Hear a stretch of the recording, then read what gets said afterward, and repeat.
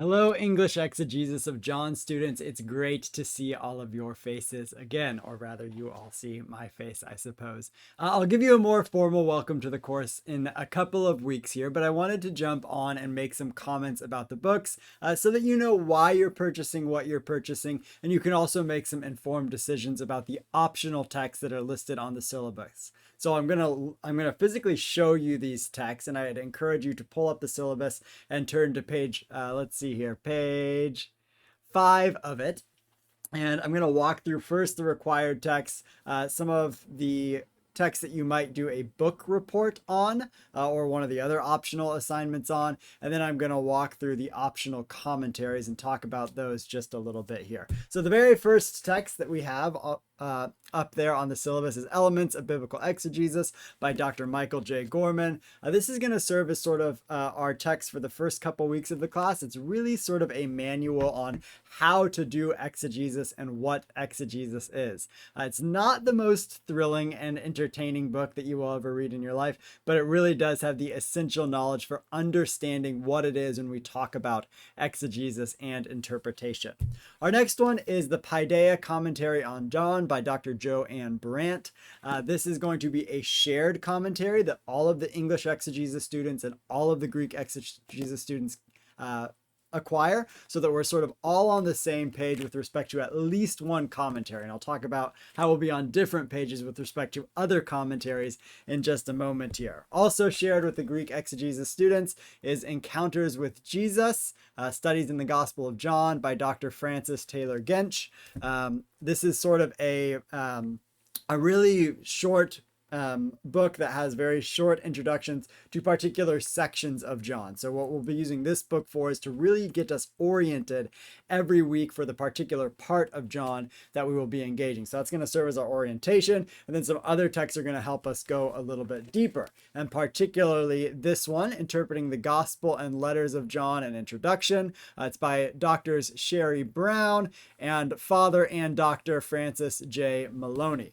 This book is going to do two different things at the same time. It's going to introduce exegesis and the process of exegesis in a way similar to that first book by Dr. Michael Gorman, but it's also going to give us some depth on the Gospel of John itself and also the letters of John. We will not be addressing the letters of John in this class, but those are in this book as well. So this is going to be a unique text for you as English exegesis students. Greek exegesis students will not be engaging this text. And so this is one of the ways that you as an English exegesis student are sort of going to be going deeper into the scholarship on the Gospel of John, whereas the Greek exegesis students are going to be going deeper into issues of Greek grammar and syntax. So those are the four required books for this class. There are some other optional books, and by optional, I mean you have options about which ones you choose and whether or not you choose them. So on the same page of the syllabus, same page 5 here,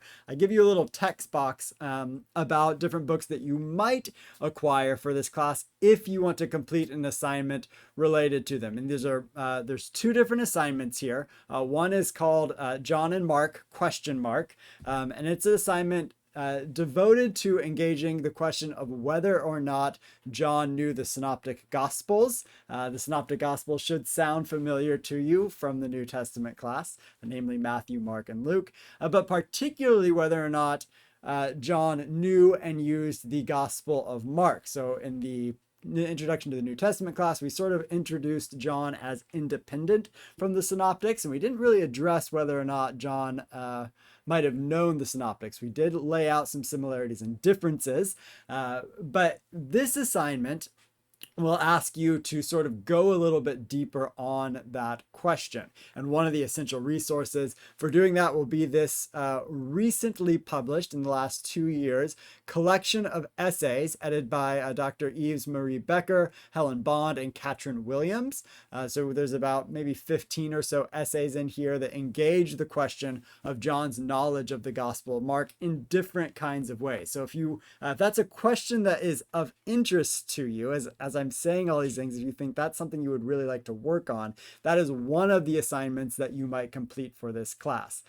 Later on, when I formally welcome you to the class, I'll talk about optional assignments, but the short of it is there's going to be more assignments to do than you have to do to achieve whatever grade you want in the class.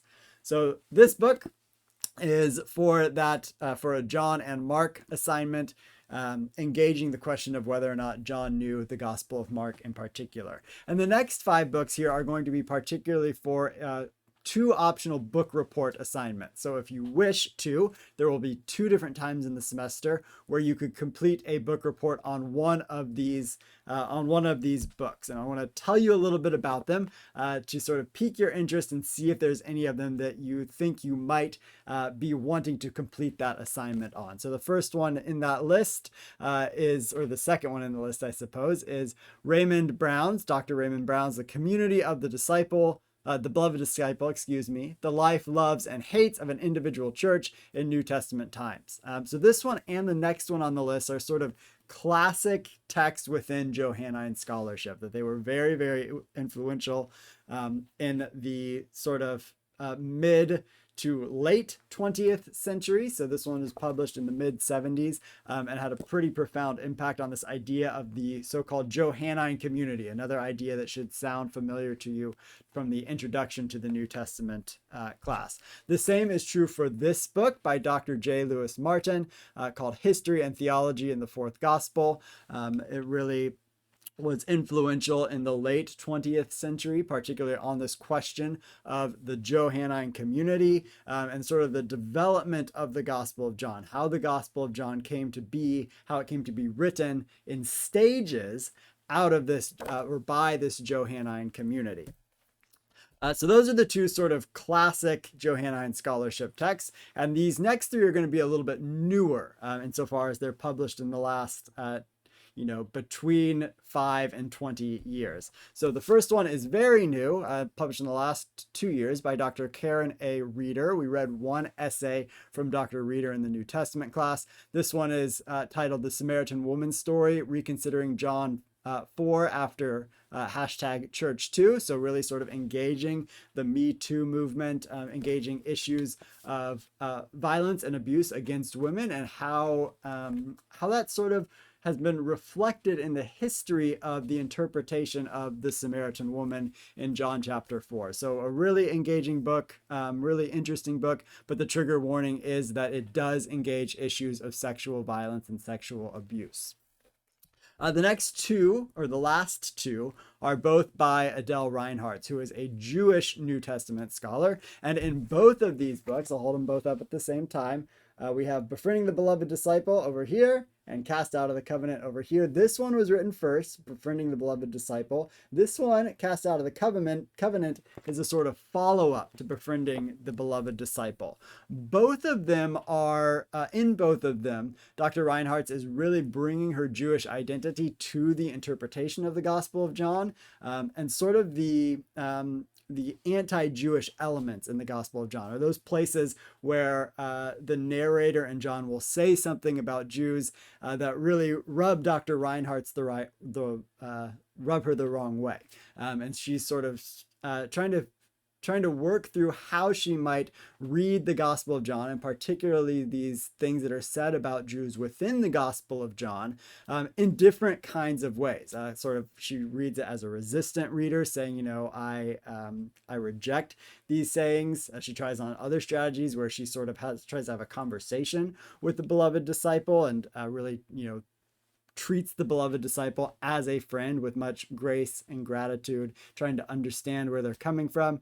So both of those books engage a lot of engage deeply in Johannine scholarship, and they engage deeply with the history of the Gospel of John, both the history in which John was written, but also the history that followed the Gospel of John, sort of John's relationship with Judaism and Christianity's relationship with Judaism, and the way that the Gospel of John sort of impacted that relationship. So over here in my book pile, I've got a couple more for us. We are moving down to our next page of the syllabus, where I ask you to choose one or more commentaries. So these are optional commentaries insofar as you have the option to choose one or more of them. But I do ask you to choose at least one, and you will sort of be this commentator's representative throughout the course of the semester. So the idea is that we're bringing in a bunch of different resources and a bunch of different voices by choosing from these different options. So the first one, and these are all listed in alphabetical order, is Dr. Gary Burge, the NIV application commentary. This is a good thick commentary, lots of good historical information. Dr. Burge is a sort of classical biblical scholar teaching now at Calvin Seminary. The NIV commentary series, NIV application commentary series, generally speaking, tends to be a bit more conservative ideologically and theologically in its outlook. So that may or may not be a reason for you to choose this particular commentary. Maybe a reason if you identify as more conservative in those ways for you to choose this one, or it might be a reason for you to choose this one if you do not identify as more conservative. If you identify as more liberal or progressive, this might be a sort of good conversation partner for you, someone from whom you might learn. The next one here is going to be Marie Kelow's 2-volume wisdom commentary series. So I do suggest, or I do ask you to get both volumes of this if you choose this one. And the wisdom commentary series is very explicitly a feminist commentary series. So all of the texts in it are written by women with a feminist outlook. Still really, really great historical scholarship. As you can see, it's 2 volumes, so you're going to get a lot of information about the Gospel of John and about particular verses. I'm going to set these down, excuse me. Our next one here is going to be D. Moody Smith's Abington New Testament Commentary Series. This one is a little bit smaller, and is maybe a little bit less in depth than the other ones that I have showed you so far. But D. Moody Smith has also been a very influential scholar within sort of Johannine scholarship. So a really good book, a little bit more accessible. And I think this one, I would say that this one is really, really good for preaching. This entire series is really accessible, easy to read, and sort of makes natural connections with preaching the New Testament text. Our third one here. Oh, I'm sorry. I skipped over this one. Francis Maloney's Sacra Pagina commentary. Francis Maloney's name should look familiar because there is a required text that is written by Francis Maloney. The Sacra Pagina series is a Roman Catholic biblical commentary series. All of the writers of those commentaries are Roman Catholic, and so that perspective does come into the commentary writing. And again, that might be a reason for you to engage this particular text, either if you have sort of sentiments that you are interested in sort of studying with the great tradition of Roman Catholicism, or if you want to